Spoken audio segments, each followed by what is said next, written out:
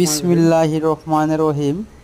আসসালামু আলাইকুম বন্ধুরা, আশা করি আপনারা সবাই ভালো আছেন।